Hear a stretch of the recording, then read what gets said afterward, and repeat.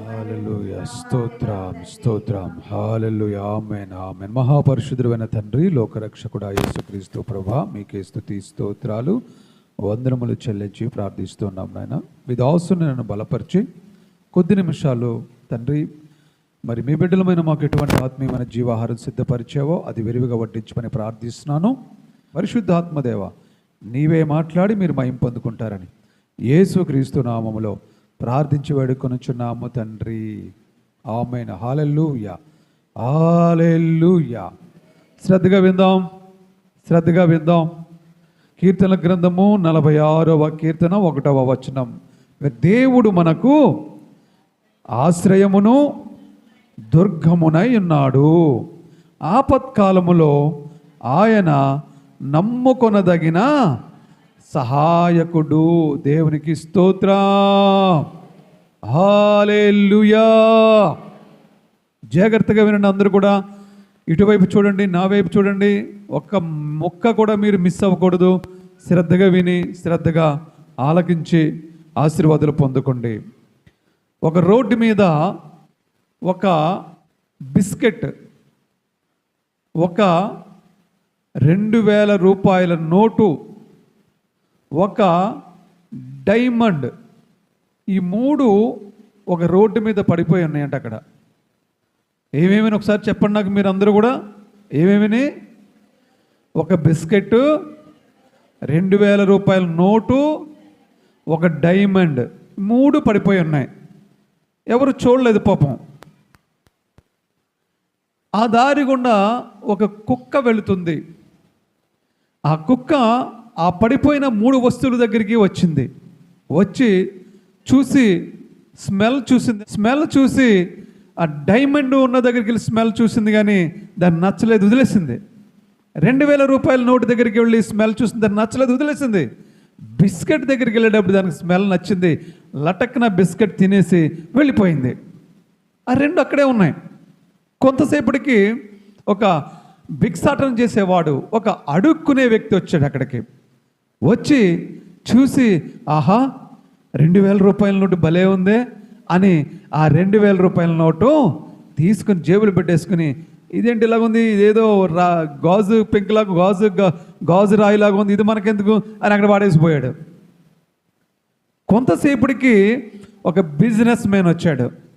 Business man వచ్చి ఆ road మీద పడున్న ఆ డైమండ్ చూసి, ఆహా ఏమి నా భాగ్యము, నా జన్మ ధన్యమైపోయింది, ఈ దెబ్బతో నా జీవితము మారిపోయిందని ఆ డైమండ్ తీసుకుని ఎవరికి కనపడకుండా జేబులో పెట్టేసుకుని ఆహా అంటూ వెళ్ళిపోయాడంట. ఇందుకి చూడండి, ఫస్ట్ ఆ బిస్కెట్ తిన్న కుక్క ఈ డైమండ్ని కానీ నోట్ని కానీ పట్టించుకోలేదు.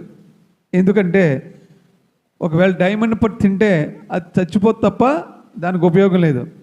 2000 రూపాయల నోటు తింటే అది వేస్ట్ అయిపోద్ది తప్ప దానికి ఉపయోగం లేదు.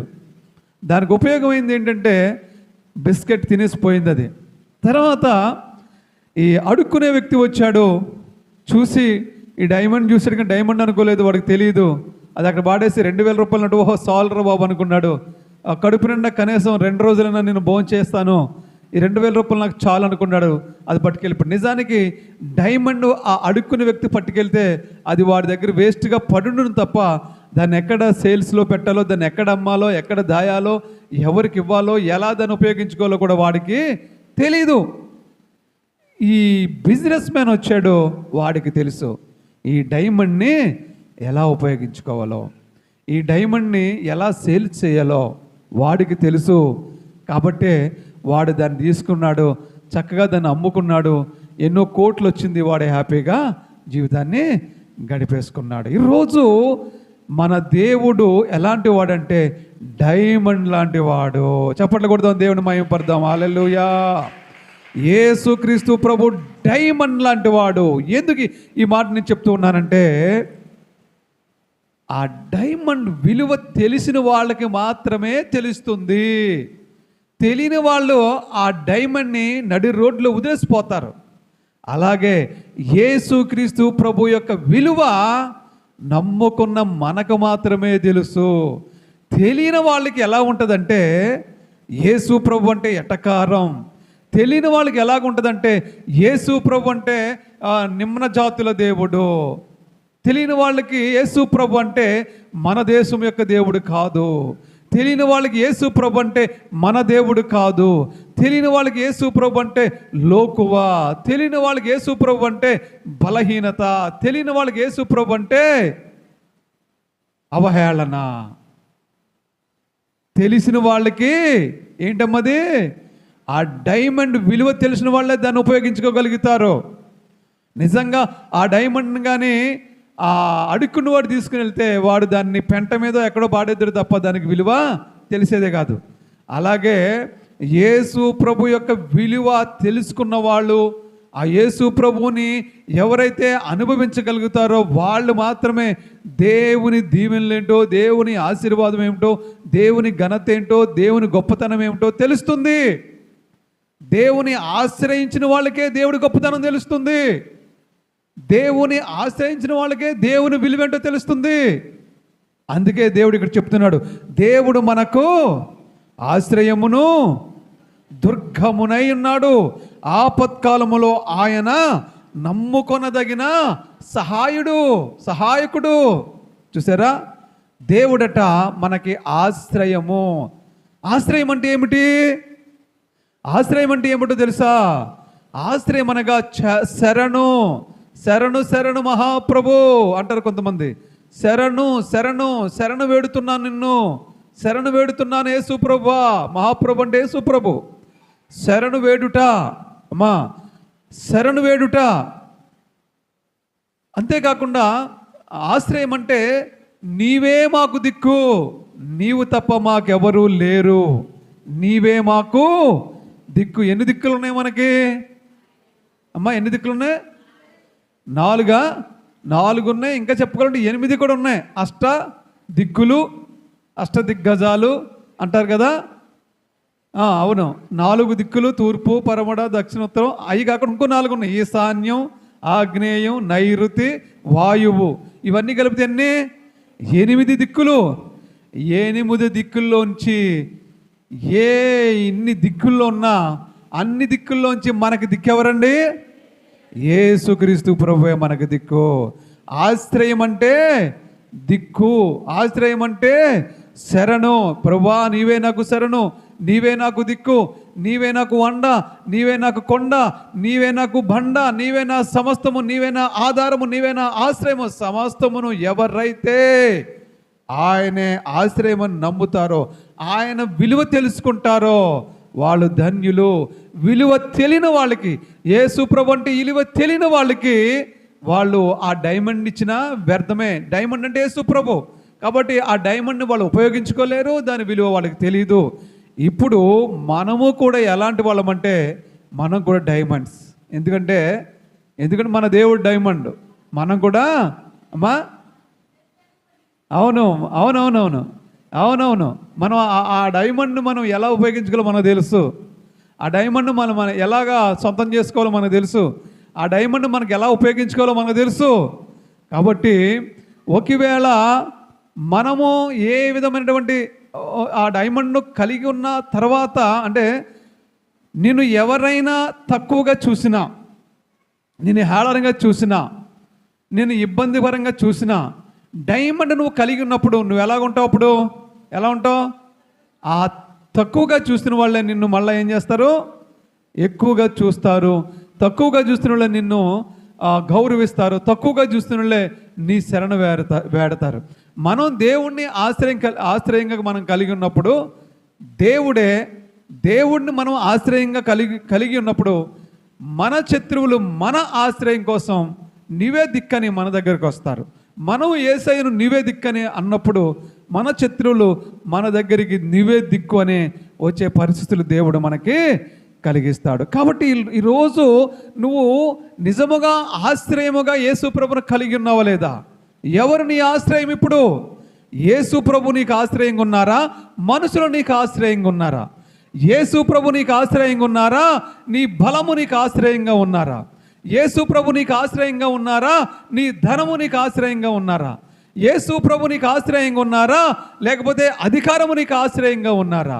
యేసు ప్రభు నీకు ఆశ్రయంగా ఉన్నాడా, లేకపోతే నాకు అధికారులు మరియు పెద్ద పెద్ద రాజకీయవేత్తలు ఇలాంటి వాళ్ళందరూ మనకి మరి ఆశ్రయంగా ఉన్నారా? ఒక్కసారి ఆలోచన చేస్తే దేవుడు చెప్తున్నాడు, ధనము నీకు ఆశ్రయముగా ఎంత మాత్రం కూడా పనికిరాదు. దేవునికి మహిమ కలుగు. ధనమును ఆశ్రయిస్తే దేవుడు నవ్వుతాడంట. ధనమును ఆశ్రయిస్తే దేవుడు నవ్వుతాడట. కీర్తన గ్రంథము 52:7-8. ఇదిగో దేవుని తమకు దుర్గముగా నుంచుకొనక తన ధన సమృద్ధి యందు నమ్మిక ఉంచి తన చేటును బలపరుచుకుని వాడు వీడే అని చెప్పుకొనుచు వారిని చూసి నవ్వుదురు. దేవునికి మహిమ కలుగునుగాక. నువ్వట దేవుని దుర్గముగా ఉంచుకొనక, యేసుక్రీస్తు ప్రభును దుర్గముగా ఉంచుకొనక, అంటే నీకు ఆశ్రయముగా, నీ కోటగా. దుర్గము అంటే కోట, రాజుగారి కోట అని అర్థం. దుర్గము అంటే కోట. నువ్వు దేవుణ్ణి కోటగా ఉంచుకొనకుండగా, అంటే దేవుని నువ్వు ఆశ్రయముగా ఉంచుకొనక. కోట ఎందుకు కడతారు రాజులు? చుట్టూ కోట ఎందుకు కడతారంటే తనకి ఆశ్రయంగా ఉండడానికి, శత్రు రాజుల నుండి రక్షించుకోవడానికి. శత్రు దుర్భేక్షంగా కోటలు కడతారు. ఎందుకంటే వాళ్ళకి ఆశ్రయంగా ఉండడానికి. దేవుడు నీ చుట్టూ కోటగా ఉండాలి, యేసు ప్రభు నీ చుట్టూ ఆశ్రయముగా ఉండాలి. అప్పుడు నీవు ఎలా ఉంటావు అంటే ధన్యతగా ఉంటావు, ధన్యుడిగా ఉంటావు. అలా కాకుండా దేవుణ్ణి ఆశ్రయించకుండా లోకాన్ని ఆశ్రయిస్తే, దేవుణ్ణి ఆశ్రయించకుండా ధనాన్ని ఆశ్రయిస్తే, లోకాన్ని ఆశ్రయిస్తే ఏమవుతుంది? లోకములో ఉన్నవాని కంటే నీలో ఉన్నవాడు గొప్పవాడు. ఇంకా లోకంలో ఆశ్రయిస్తే నీకు ఉపయోగం ఏముంది చెప్పండి? లోకములో ఉన్నవాడి కంటే నీలో ఉన్నవాడు, నాలో ఉన్నవాడు గొప్పవాడు అయినప్పుడు లోకాన్ని ఆశ్రయించడం వల్ల మనకు ఉపయోగం ఏముంది? కాబట్టి మన లోకాన్ని ఆశ్రయించవలసిన అవసరం లేదు, యేసు ప్రభుని ఆశ్రయిస్తే చాలు.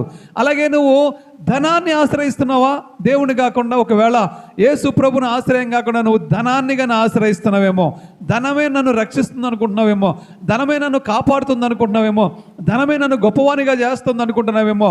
దేవుడు అంటున్నాడు, నువ్వు ధనాన్ని ఆశ్రయిస్తే నిన్ను చూసి నేను నవ్వుతాను అంటున్నాడు దేవుడు. అందుకే ఇది 53వ కీర్తనలో ఇలాగా రాయబడి ఉంది. ఇదిగో దేవుని తనకు దుర్గముగా నుంచుకొనక తన ధన సమృద్ధి యందు నమ్మిక ఉంచి. ఏం చేస్తాడట? కొంతమంది దేవుణ్ణి తనకు దుర్గముగా ఉంచుకొనరంట, తన ధన సమృద్ధి యందు నమ్మిక ఉంచుతారట. ధనము యందు నమ్మిక ఉంచుతారంట, దేవుని యందు నమ్మిక ఉంచారంట. మరి ధనము ఈరోజు ఉంటుంది, రేపు ధనము ఎన్ని చేతులు మారద్దండి. ఒక 2000 రూపాయల నోటు నీ దగ్గరికి వచ్చిందంటే అది ఎన్ని చేతులు మారి నీ దగ్గరికి వచ్చిందంటారు? అది చెప్పండి ఒకసారి. కొన్ని లక్షల మంది చేతులు మారి మారి మారి మారి మారి మారి మారి నీ దగ్గరికి వచ్చింది. పోనీ నీ దగ్గరన్నా అమ్మయ్యా ఇక్కడ ఉండిపోతాను రా బాబు అనుకుంటుందా నోటు? చెప్పమ్మా. మళ్ళా నీ దగ్గర నుంచి మళ్ళా ఎక్కడికో. అందుకే నోట్లు పెడపెడలాడే నోట్లు మెత్తబడిపోతాయి, అవునా కదా? మంచి కలర్ఫుల్గా నోటు చీకిపోయి మాసిపోయి ఉంటుంది. ఎందుకని? అందరి చేతులు దాని మీదే పడతాయి. ఆ డబ్బులే మళ్ళీ అలా హోటల్కి వెళ్తాయి, హోటల్ దగ్గర నుంచి మళ్ళీ వేరే షాపులకి వెళ్తాయి, షాపుల దగ్గర నుంచి మళ్ళీ ఇంకోటి వెళ్ళి మళ్ళీ బ్యాంకుకి వెళ్తాయి, బ్యాంకులోంచి మళ్ళీ నీ చేతిలోకి వస్తాయి, నీ చేతిలోంచి మళ్ళీ ఇంకొకరి చేతిలోకి వెళ్తాయి. డబ్బు ఒక్కరి దగ్గర ఉండదు. దేవునికి స్తోత్రం చెప్దాం అందరూ కూడా, హల్లెలూయా. దేవుడు నువ్వు ఆశ్రయిస్తే దేవుడు నిన్ను అవసరమైతే ధనవంతుడిగా కూడా చేసేయగలడు. ధనవంతుడిగా ముంబైలో ఒక టీ వాలా ఉన్నాడంట, ఛాయ్ వాలా అంటే తెలుసు కదా మీకు, టీ అమ్ముతాడు. ఒక బండి దగ్గర ఒక చిన్న రోడ్డు పక్కన చిన్న బండి పెట్టుకుని వాడు ఎంత సంపాదిస్తాడు? మహా అయితే రోజుకి ఒక 1000, ఒక 1500, ఒక 2000 సంపాదిస్తాడు, అవునా? మామూలుగా బండి పెట్టుకుని బయట ప్లాట్ఫామ్ మీద, ఫుట్పాత్ మీద, రోడ్డు పక్కన ఒక బండి పెట్టుకుని ఏదో ఒక చిన్నగా బండి పెట్టుకుని అమ్ముకుంటూ, ఛాయ్ అమ్ముకుంటూ బతుకుతున్నాడు. ఒక రోజున అతను టీ అమ్మే విధానాన్ని చూసి బిల్ గేట్స్ అతని దగ్గరికి వచ్చి టీ తాగాడటండి. ఎలా ఉందో చూడండి. ముంబైలో అతను టీ అమ్మేటప్పుడు అతను సామాన్యుడు. టీ అమ్మే విధానం యూట్యూబ్లో పెడితే అతను కొంచెం స్టైలిష్గా అమ్ముతాడట. టీని గ్లాసుల్ని అలా పట్టుకుని ఇలా పట్టుకుని ఇలా పట్టుకుని అలాగ ఇస్తూ ఉంటాడట. ఆ స్టైలిష్గా అమ్మే విధానాన్ని చూసి బిల్ గేట్స్ చూసాడట. బిల్ గేట్స్ అంటే ప్రపంచంలో 2-3 కోటీశ్వర్లు ఉన్నారు. నెంబర్ 1 కోటీశ్వర్లు వాళ్ళకంట సొలోమన్ లాంటి వాళ్ళు అన్నమాట. వాళ్ళు సొలోమన్ ఎంత భూమి మీద ఉన్న అందరికంటే కోటీశ్వర్లు, అలాగే బిల్ గేట్స్ ఇప్పుడు భూమి మీద అందరికంటే కూడా అపర కోటీశ్వరుడు. ఎలన్ మస్క్ అనేది ఒకడున్నాడు, ఈ బిల్ గేట్స్ ఒకడు, వీళ్ళిద్దరూ అపర కోటీశ్వర్లు భూమి మీద. ఆ బిల్ గేట్స్ చూసి ఆ ఛాయ్ వాళ్ళ దగ్గరికి బండి మీద అమ్ముకునే వాడి దగ్గరికి వచ్చి టీ తాగాడటండి. ఇంకా చూడు వాడి జాతకం మారిపోయింది. ఇంకా వాడి జాతకం మారిపోయి ఇక ప్రపంచంలో వాడు పెద్ద వింత అయిపోయాడు. ప్రపంచంలో వాడు పెద్ద వింత అయిపోయి బిల్ గేట్స్ ఏంటి వీడి దగ్గరికి వచ్చి ఛాయ్ తాగడం ఏంటి అంటే ఈ ఛాయ్లో ఏదో ఉందని మొత్తం అందరూ వాడి దగ్గరికి వచ్చేసి అందరూ ఛాయ్ తాగడం మొదలెట్టారు. అంతేకాకుండా ఇప్పుడు వాడిని సెలబ్రిటీ చేసేసి వాడిని తీసుకుపోతున్నారు ప్రమోషన్లకి, కంపెనీ ప్రమోషన్లు తీసుకుపోతున్నారు ప్రమోషన్లు చేయించడానికి. అంటే ఒక్కటి ఆడి జీవితాన్ని మార్చి దేవుడు మారుస్తాడు. దేవుడు స్వయంగా ఆయనే వచ్చి నీకు సహాయం చేయడు, నీకు ఎవరొకరి ద్వారా సహాయాన్ని పంపిస్తాడు. ఎవరొకరి ద్వారా సహాయాన్ని పంపిస్తాడు నీకు. అలా బిల్ గేట్స్ వచ్చాడు. ఆ దెబ్బతో అతను ఏమయ్యాడండి? కోటీశ్వరుడు అయిపోయాడు. దేవునికి మహిమ కలుగును గాక. హల్లెలూయా. ఇప్పుడు ధనాన్ని నమ్ముకుంటే నువ్వు గొప్పవాళ్ళు, గొప్పగా అవ్వవు. దేవుణ్ణి నమ్ముకుంటే గొప్పగా, దేవుడు నీకు ఇస్తాడు అలాంటి అవకాశాలు, దేవుడు నీకు ఇస్తాడు అలాంటి గొప్ప గొప్ప ఆపర్చునిటీస్ అన్ని దేవుడు కలిగిస్తాడు. అందుకే మనుషుల్ని మనం నమ్ముకోకూడదు, ధనాన్ని మనం నమ్ముకోకూడదు. ధనం ఈవేళ మన దగ్గర ఉంటుంది, రేపొద్దున మళ్ళీ ఇంకొకరి దగ్గరకు ఉంటుంది, మళ్ళీ ఇంకో రోజు మళ్ళీ మన దగ్గరికి వస్తాయి. అది వెళ్ళిపోతూ up and down share market లాగా అప్ అండ్ డౌన్ అవుతూ ఉంటుంది. బీపీ లాగా అప్ అండ్ డౌన్ ఫ్లక్చువేషన్ అవుతూ ఉంటుంది. బీపీలు చూడండి, పైకి ఎక్కేందుకు ఊగుతూ ఉంటుంది. అలాగా డబ్బు కూడా ఏం చేస్తుందండి? మీ దగ్గర ఉంటుంది, ఇంకొకరి దగ్గరికి వస్తుంది, అలాగ వెళ్తూ ఉంటుంది. ధనాన్ని నమ్ముకోకండి, మనుషులు నమ్ముకోకండి. దేవుడు ఏమన్నాడు కీర్తనలో 118వ కీర్తన 8వ వచనంలో, మనుషులు నమ్ముకున్నటి కంటే యెహోవాను ఆశ్రయించడం మేలు, రాజును నమ్ముకున్నటి కంటే యెహోవాను ఆశ్రయించడం మేలు. దేవుడిని మీరు నమ్ముకోండి, మనుషుల్ని, లోకాన్ని, ధనాన్ని కాదు. యేసయ్యను ఆశ్రయించండి. ఆశ్రయిస్తే ఆయన మనకి ఎలాగుంటాడట? దుర్గముగా ఉంటాడట. ఆపత్కాలమున మనము నమ్ముకొనదగిన సహాయకుడిగా ఉంటాడంట. ఆపత్కాలం నువ్వు ఎలా ఉంటారండి? నమ్ముకొన సహాయకుడిగా ఉంటాడంట. ఆపదలో ఆదుకునే వాళ్ళు యేసు ప్రభు ఒక్కడే. ఆపద వచ్చినప్పుడు గబగబా మనల్ని ఆదుకునేవాడు, రక్షించేవాడు. నిజానికి కర్ణమ్మ గారు అబ్బాయి చుట్టూ ఆ గుణపం వేసినప్పుడు దేవుడు కానీ పట్టుకోకపోతే ఈ 100 మంది వెళ్ళినా కానీ వాడిని రక్షిందిరా? చెప్పండి ఒకసారి. రక్షిందిరా? రక్షించలేరు. ఆ గుణపం మీద పడకుండా ఎవరు పట్టుకున్నారండి? యేసు ప్రభు పట్టుకున్నాడు. ఆ తర్వాత వెళ్ళారు జనం అందరూ. ముందున్నారా అక్కడ జనం? ఎవరైనా? ఎవ్వరు లేరు. అది పట్టుకుని లబో దివమని అరుస్తుంటే అప్పుడు వినబడి అందరూ పరిగెట్టుకెళ్ళారు తప్ప ఆ పట్టుకునేవారు ఆ పట్టుకునే సమయంలో ఏ దేవుడి కానీ పట్టుకోకపోతే ఏమైపోతారు చెప్పండి? అది ఆపత్కాలములో నమ్ముకొనదగిన సహాయకుడు అంటే దేవునికి మహిమ కలుగునుగాక. దేవుడు నువ్వు పడిపోతున్నప్పుడు పట్టుకుంటాడు, పడిపోతే లేవనెత్తుతాడు. దేవునికి స్తోత్రం. దేవుడు నమ్ముకొనదగిన సహాయకుడు, మనకు సహాయం చేస్తాడు. ఆయన సహాయం చేస్తాడు. మనము దిక్కులేని టైంలో ఎవరు సహాయం చేస్తారు? మనకు ఎవరు సహాయం చేస్తారు? అందరినీ అడిగేసావు, నువ్వు చేస్తావా, నువ్వు ఎవ్వరూ లేరు, ఏ సహాయం లేదు. అప్పుడు ఇంకేం చేస్తావంటే, ప్రభా మాకు ఏ దిక్కు లేదు, ఇంకా నువ్వే దిక్కు. అదేదో నువ్వు ముందు అడగాలి దేవుణ్ణి. ముందు మనుషులందరినీ అడిగేసిన తర్వాత కాదు, ముందు నువ్వు దేవుణ్ణి అడగాలి. మనుషులందరినీ అడిగేసి ఆ తర్వాత నువ్వు దేవుడిని అడిగితే ప్రయోజనం లేదు. ముందే నువ్వు దేవుడిని అడిగితే, తండ్రి నీవే నాకు సహాయం, నీవే నాకు ఆధారం, నీవే నాకు ఆశ్రయము, నీవే నాకు కొండ అని నువ్వు దేవుడిని అడిగితే దేవుడు ఏం చేస్తాడో తెలుసా? నిన్ను ఆ ప్రమాదం నుండి విడిపిస్తాడు. నిన్ను కనిపెట్టి నీకు ఆశ్రయముగా ఉండి నిన్ను రక్షిస్తాడు. దేవునికి మహిమ కలుగును గాక. చూడండి, ఇంకొక మాట మనము చూద్దాం. చూడండి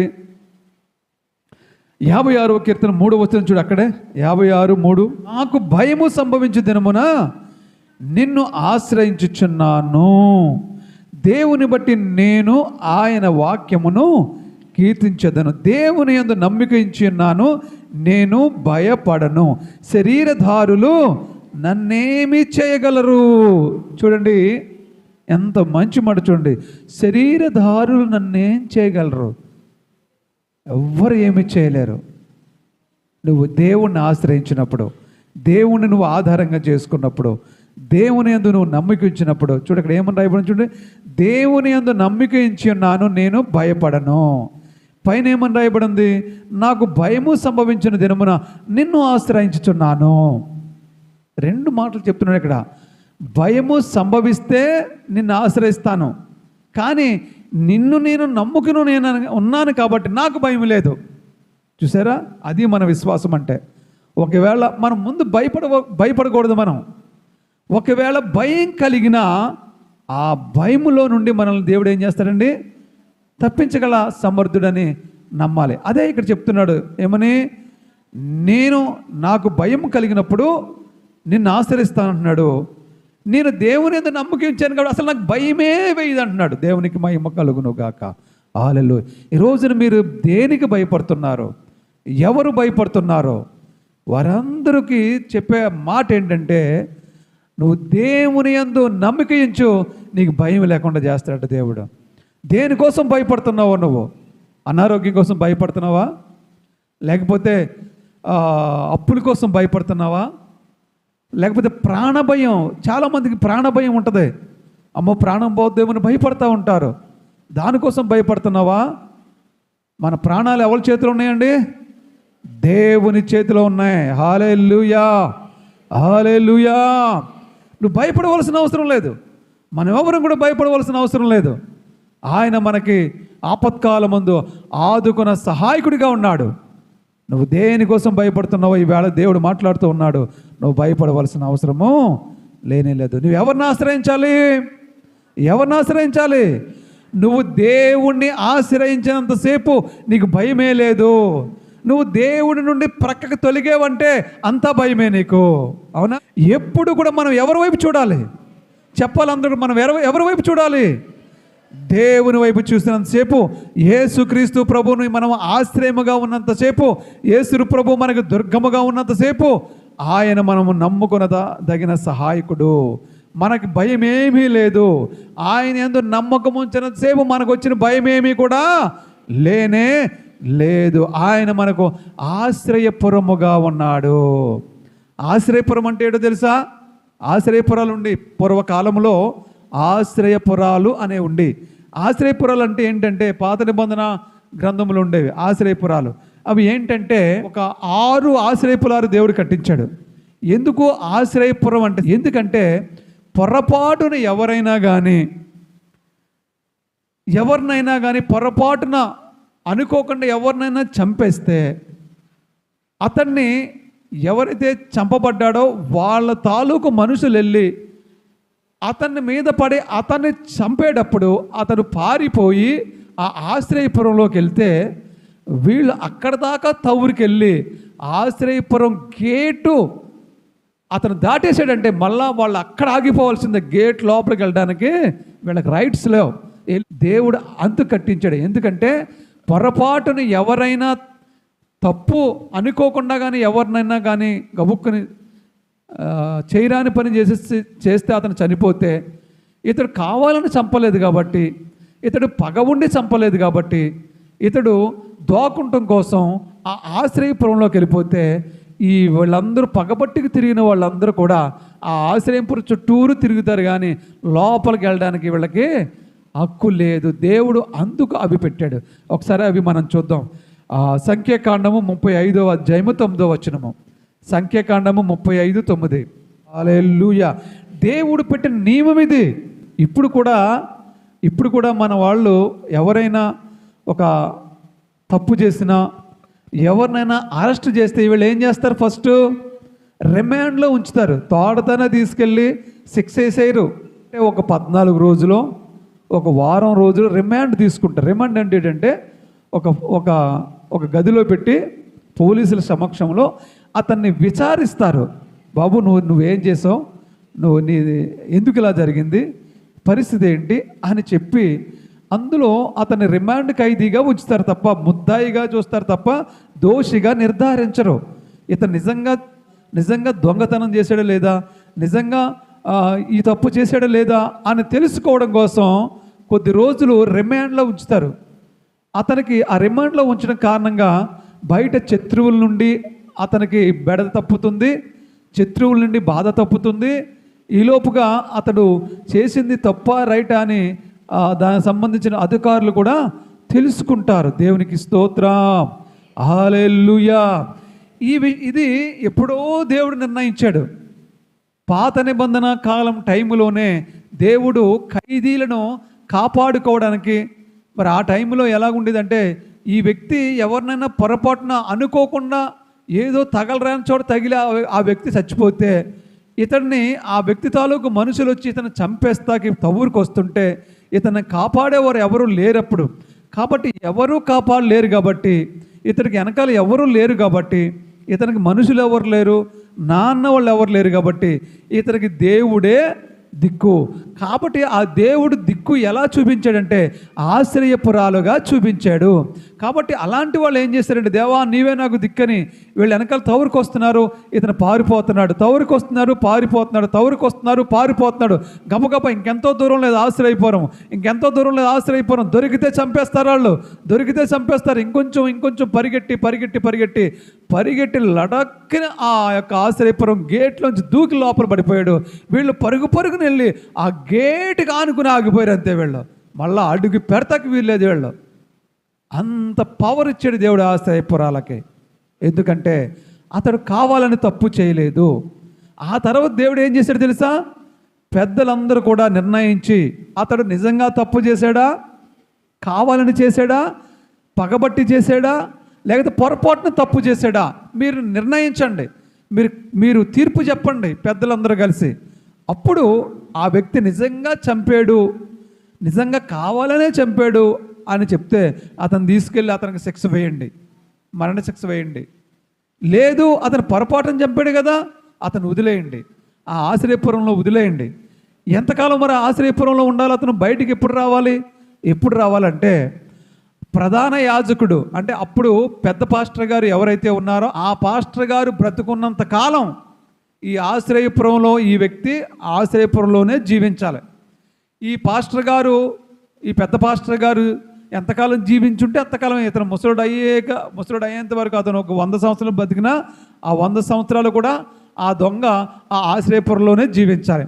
అప్పుడు ఈ పెద్ద పాస్టర్ గారు ఎవరైతే ఉన్నారో, ప్రధాన యాజకుడు ఎవరైతే ఉన్నారో, అతను వృద్ధాప్యం వచ్చి ఒక 100 సంవత్సరాల తర్వాత ఎప్పుడో చనిపోయాడు అనుకోండి, అప్పుడు అతనికి విడుదల కలిగిద్ది.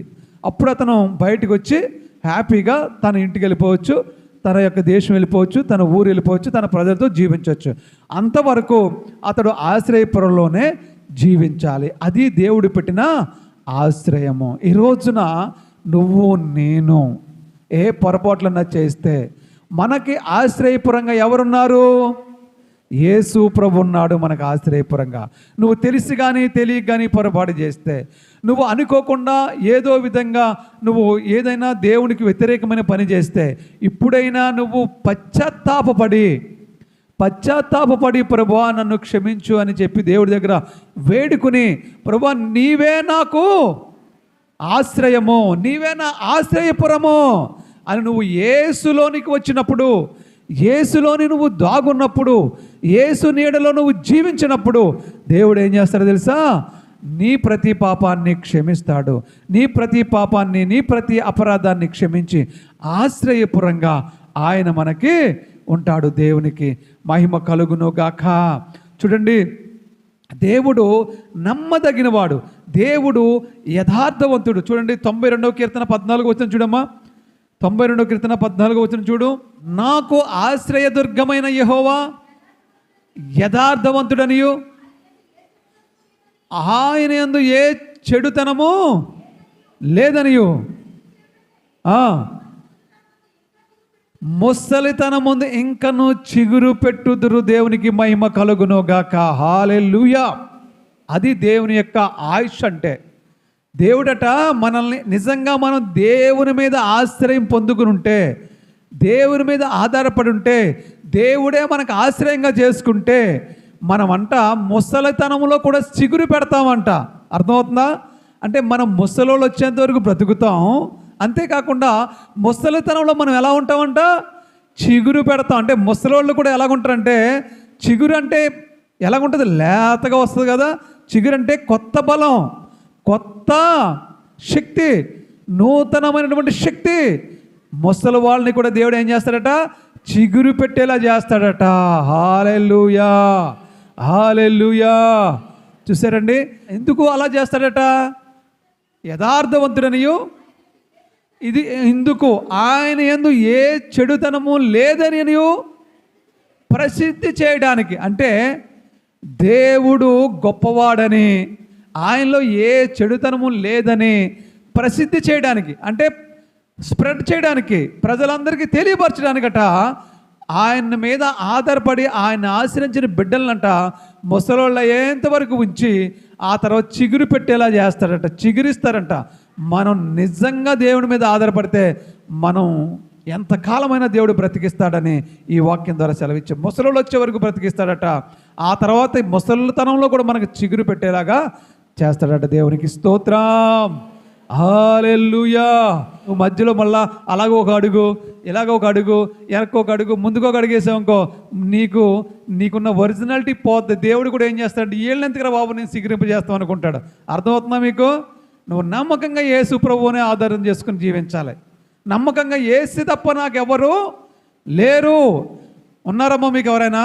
యేసు తప్ప నీకెవరు లేరు. నువ్వు భోజనం చేసినా ఎవరి కోసం చేయాలట? యేసయ్య కోసమే చేయాలి. నువ్వు నీళ్లు తాగినా ఎవరి కోసం నీళ్లు తాగాలట? యేసయ్య కోసమే చేయాలి. నువ్వు పని చేసినా ఎవరి కోసం చేయాలంట? యేసయ్య కోసమే చేయాలి. నువ్వు పడుకున్నా, నువ్వు లేచినా, నువ్వు కూర్చున్నా, నువ్వు నుంచున్నా యేసు కోసమే నువ్వు జీవించాలి. అలా నువ్వు యేసే నా దేవుడు, ఇంకెవరు నాకు లేరు అని నువ్వు కానీ జీవిస్తే నిన్ను దేవుడు ఏం చేస్తాడు తెలుసా? నిన్నైనా నన్నైనా ముసలితనములో చిగురు పెట్టిస్తాడు. దేవునికి స్తోత్రాన్ని ముగించేస్తున్నాను. ఇంకా చూడండి, యాకోబు 46:11 చూడమ్మా. కీర్తన 46:11 చూడు. నేను ముగిస్తున్నాను. ఇంకా కీర్తన 46:11. హల్లెలూయా. సైన్యములకు అధిపతిని యెహోవా నాకు తోడై ఉన్నాడు. యాకోబు యొక్క దేవుడు మనకు ఆశ్రయమై ఉన్నాడు. ఇది నమ్మండి.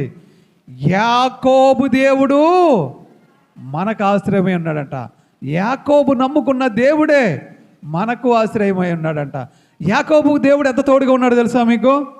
యాకోబుకి దేవుడు ఎంత తోడుగా ఉన్నాడు. ఈరోజు ఇశ్రాయేలు ప్రజలు ఉన్నారు అంటే కారణం యాకోబు.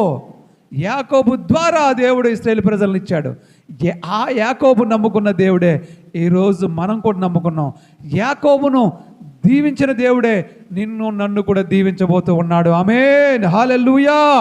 ఒక రోజున యాకోబు తన అన్న భార్య నుండి రక్షించుకోవడం కోసం తను మామ అయిన లాబాను ఇంటికి వెళ్ళిపోతూ ఉంటే, సిరియా దేశానికి వెళ్ళిపోతూ ఉంటే మార్గ మధ్యలో బేతేలు అనే ప్రాంతం, ఆయన పేరు పెట్టాడు బేతేలు. తర్వాత అంతకుముందు లూజు అనే ప్రాంతం ఉండేది. ఆ లూజు అనే ప్రాంతానికి వచ్చేటప్పటికి చీకటి పడిపోయిందంట. యాకోబు ప్రయాణం చేస్తున్నాడు, చీకటి పడిపోయింది. అప్పుడు అనుకుని ఉంటాడు యాకోబు, అయ్యో చీకటి పడిపోయింది. ఇప్పుడు నిజానికి తన మనసులో ఎన్నో ఆలోచనలు వచ్చి ఉంటాయి.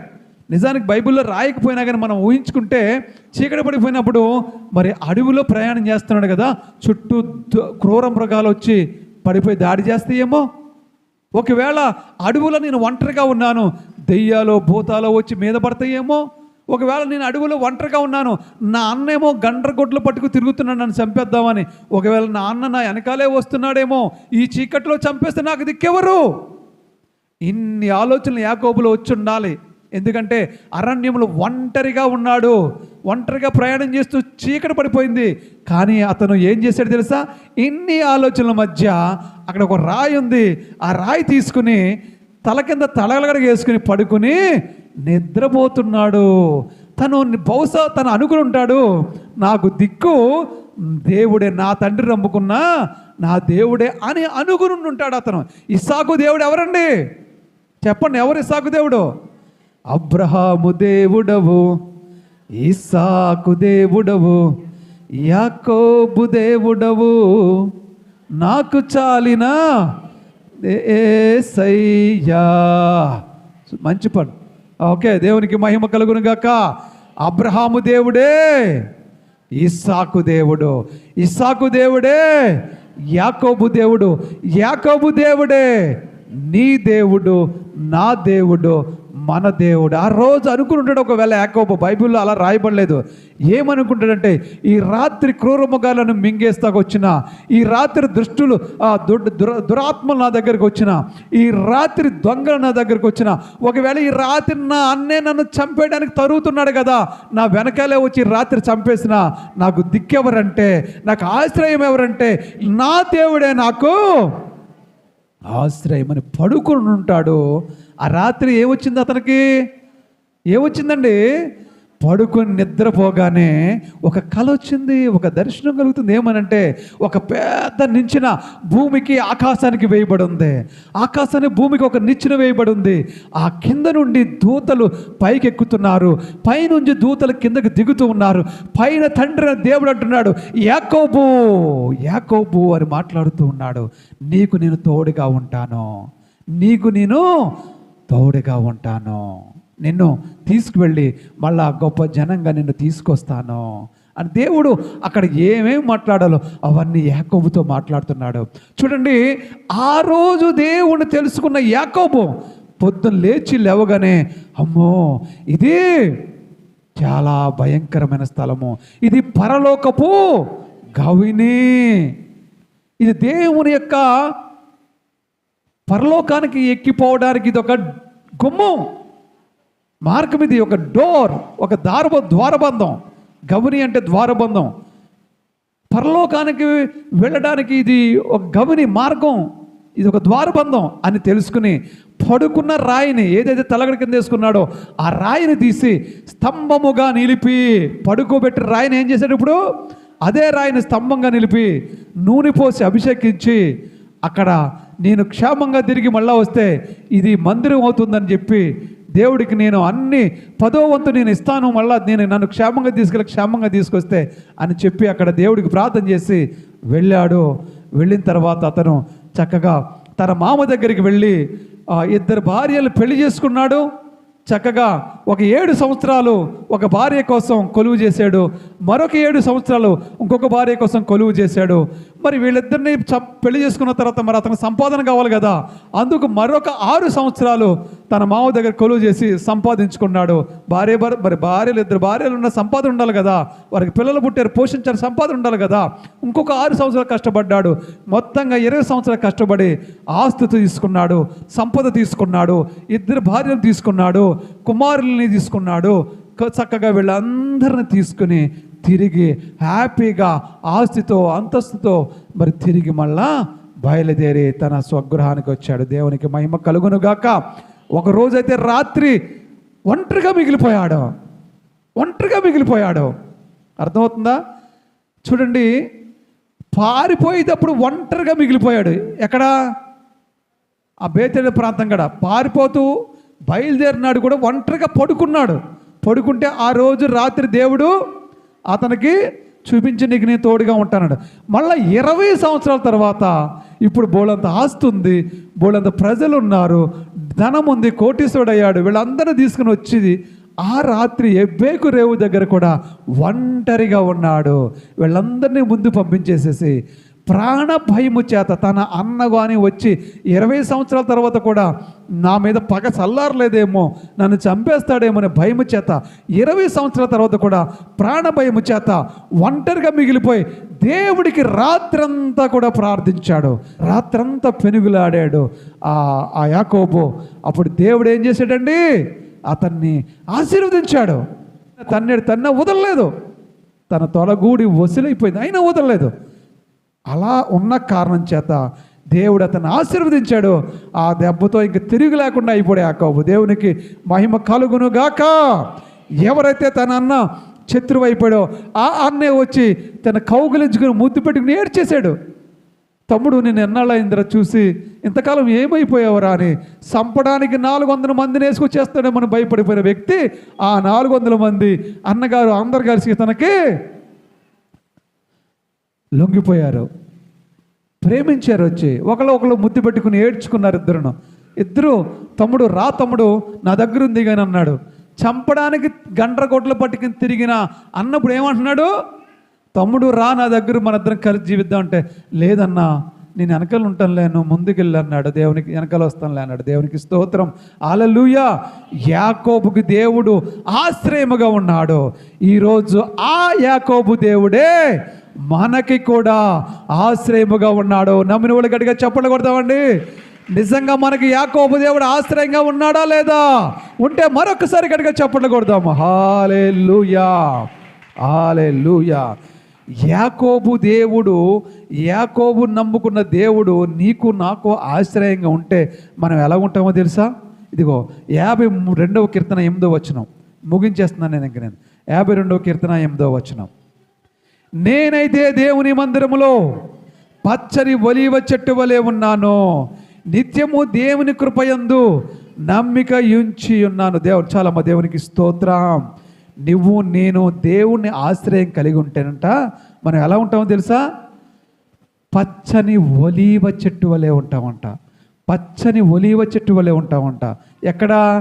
దేవుని మందిరములో పచ్చని ఒలీవ చెట్టు వలె మనం. ఒలీవ చెట్టు అంటే ఏంటో తెలుసా? దానికి చావు లేదు. ఒలీవ చెట్టు చచ్చిపోదు. ఎన్ని వేల సంవత్సరాలు బ్రతికే ఉంటుంది. దానికి దేవుడు అంత ఆయుష్ ఇచ్చాడు. దేవుడట మనం దేవుణ్ణి కానీ నిజంగా మనం దేవుణ్ణి ఆశ్రయించుంటే, ఇక అటు ఇటు చూడకుండా దేవుణ్ణే కానీ మనం ఆశ్రయించుంటే, దేవుడట మనల్ని ఆయన మందిరంలో ఒలీవ చెట్లా చేసేస్తాడట. ఆమేన్. మనకు కూడా ఒలీవ చెట్టు అంతా ఆయుష్ని, ఆరోగ్యాన్ని, క్షేమాన్ని దేవుడు మనకి ఇచ్చేస్తాడట. ఆయన కృప చూడండి, ఆ నిత్యము దేవుని కృపయందు నమ్మిక ఉంచి ఉన్నాను, దేవునికి ఇంచుచున్నాను. దేవునికి స్తోత్రం. నిత్యము నిత్యము నిత్యము నువ్వు నిత్యము, నేనైనా నువ్వైనా నిత్యము దేవుని కృపయందే నమ్మకం ఉంచాలి. మనం ఇక దేని మీద నమ్మకం ఉంచకూడదు. నువ్వు మందులు వేసుకున్నా సరే దేవుని కృప ఉంటేనే నీకు మందులు పనిచేస్తాయి. నీకు ఎవరన్నా సహాయం చేద్దామని వచ్చినా సరే దేవుని కృప ఉంటేనే సహాయం చేస్తారు. నువ్వు ఏం చెయ్యాలన్నా దేవుని కృప ఉంటేనే మనకి లభిస్తుంది ఆశ్రయము. కాబట్టి దేవుని కృపయందే నమ్మకం ఉంచాలి, దేవుణ్ణే ఆశ్రయంగా మనం జీవించాలి. అప్పుడు మనము అన్ని రకాల ఆశీర్వాదాలు పొందుకుంటాం. దేవుడి మాటలను దీవించి ఆశీర్వదించును గాక. ఆమేన్. తీసే. మహాపరిశుద్ధుడైన తండ్రి, లోకరక్షకుడా యేసుక్రీస్తు ప్రభువా, మహిమోన్నతుడా మీకే స్తుతి స్తోత్రాలు వందనములు చెల్లించి ప్రార్థి